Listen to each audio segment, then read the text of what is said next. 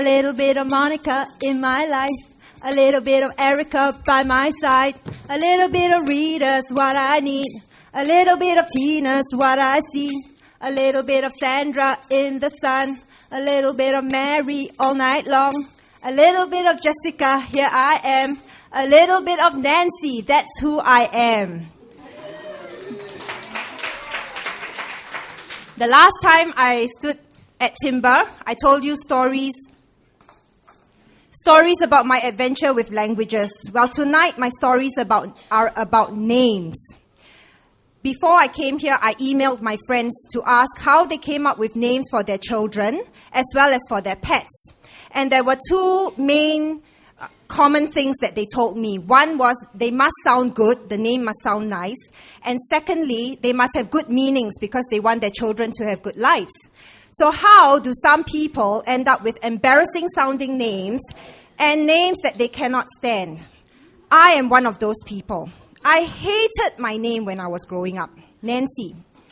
Now, I didn't know this, and many of you might not know this, but if you look up the dictionary, Nancy, hyphenated with the word boy, means an effeminate male. So am I a man trapped in a woman's body? Let me tell you the story. When my mother was pregnant, everyone looked at her tummy and said, Mrs. Leppard, you are expecting a boy, for sure. Look how it sticks out at the front. You don't look pregnant from the waist up. You don't look pregnant from the back. You're having a boy. So my parents said, good. We're calling him Matthew. Must be a good name. So I was Matthew all the way, 6-7 months. But when I was born, the doctor came out of the operating room and said, I'm sorry, Mr. Leppard, it's a girl. A girl? What happened?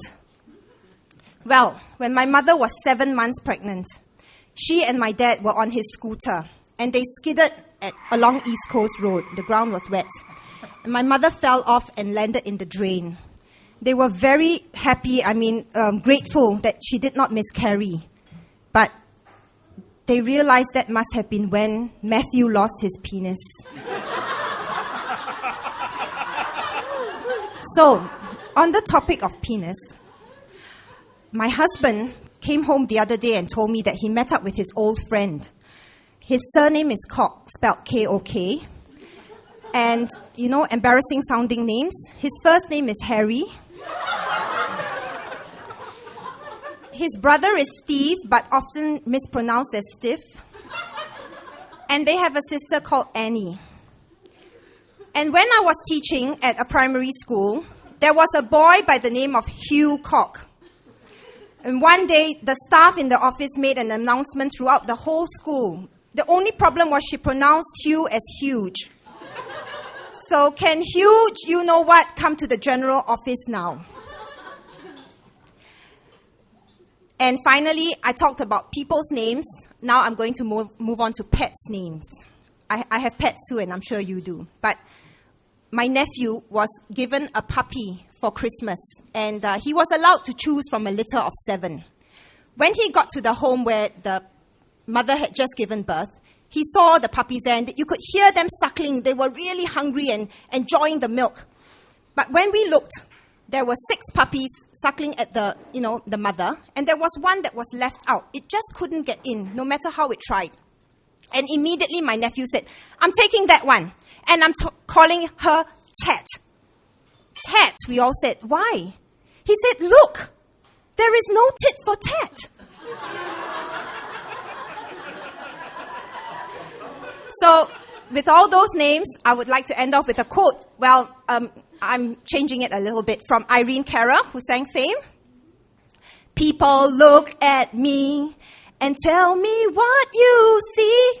Do you see a girl or a boy? Do I know who I am? Remember my name, Fame.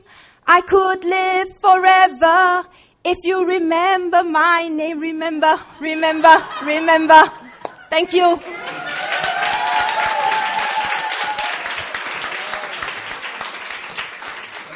When I saw her, I plucked up all my 6 years of training in a boys' school.